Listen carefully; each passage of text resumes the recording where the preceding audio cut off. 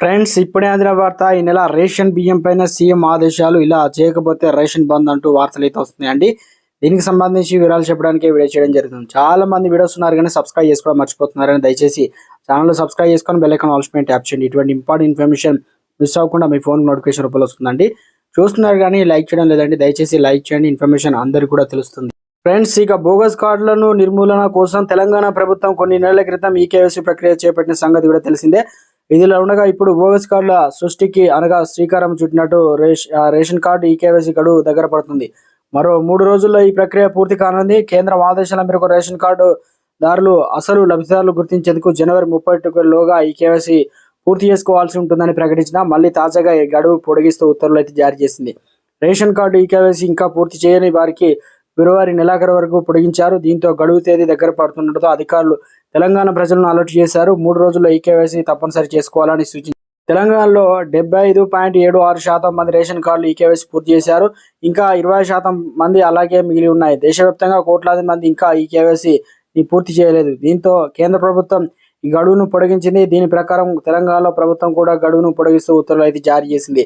ఇంకా వేలిముద్రలు ఇచ్చి ఈకేవైసీ పూర్తి చేయని వారు వెంటనే పూర్తి చేయాలని సూచించారు. ఫిబ్రవరి నెలాఖరులో 100% ఈకేవైసీ పూర్తి చేయాలా చూడాలని ఇక తెలంగాణ పౌర సరఫరాల శాఖ కమిషనర్ డిఎస్ చౌహాన్ అధికారులు సూచించారనమాట.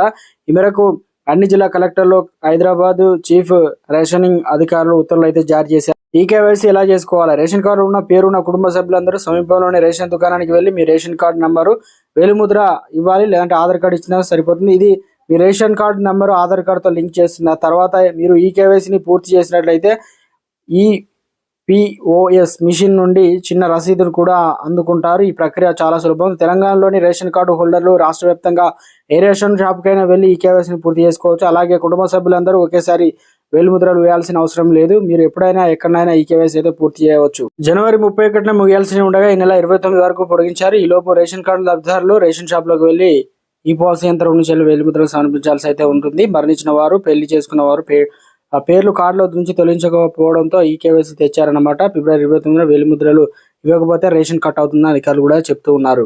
సో అందుకని మీ రేషన్ కార్డు కావచ్చు, మీ రేషన్ కార్డులో పేర్లు ఉండాలంటే ఖచ్చితంగా రేషన్ కార్డు కట్ కావద్దంటే ఇలాంటి ముందే 29 తారీఖు లోపు ఇంకెవరైనా చేయకపోతే దయచేసి చేయండి. రేషన్ కార్డు అయితే ఉంటుంది, కాపాడుకోవచ్చు, నష్టం జరగకుండా.